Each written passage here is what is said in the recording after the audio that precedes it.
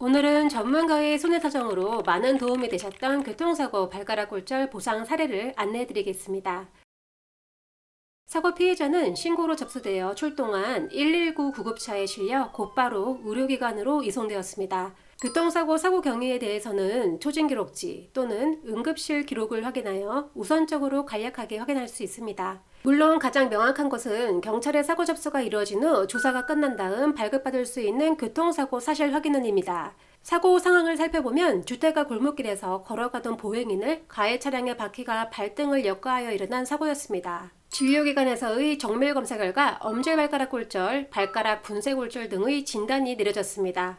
며칠 뒤 수상 부위에 붓기가 어느 정도 가라앉게 되었고 골절 부위에 관련 수술이 진행되었습니다.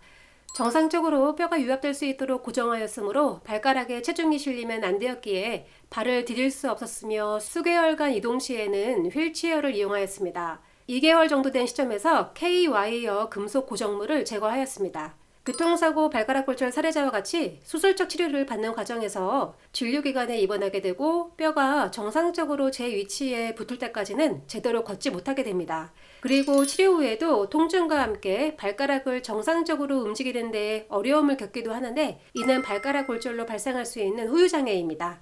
발가락의 주 운동 범위인 굽히고 펴는 운동에 제한이 발생하는 것을 관절 강직이라고 합니다. 이는 수술을 받았더라도 일시적 또는 영구적으로 나타날 수 있는 후유증이기도 합니다. 교통사고 발가락 골절 피해자에게 치료 후 잔존하게 되는 관절 강직 등의 후유장애 판단이 중요한 이유가 있습니다. 위자료 및 맥브라이드 기준으로 평가되는 노동 능력의 상실에 대한 장애율과 기간 동안을 기초로 상실 수익액을 산정할 수 있기 때문입니다. 콩당 손사는 발가락 골절 등으로 피해를 입으신 교통사고 사례자의 손해사정을 위임받고 손해액 산정을 위하여 사고 사실과 함께 의무기록 자료를 검토하였습니다. 치료 이후 증상고정 상태에서의 후유장애의 객관적 판단이 필요하였고 정형외과 전문의가 평가한 발가락 후유장애의 내용입니다.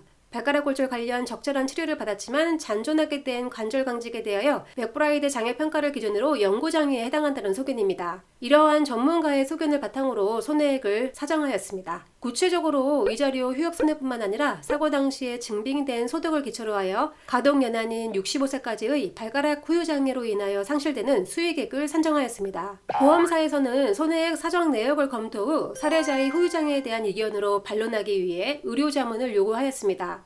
영구장애의 경우 대법원에서 인정하고 있는 취업 가능 연한인 65세까지의 후유장애로 발생되는 소득상실 관련 손해를 보상해야 하기 때문입니다. 따라서 피해자의 나이가 젊을수록 임의 상실 수익액이 커지게 되므로 보험사에서도 적극적으로 대응하게 되며 후유장애에 대해서 굉장히 엄격하게 판단하여 제대로 인정해주지 않으려 합니다.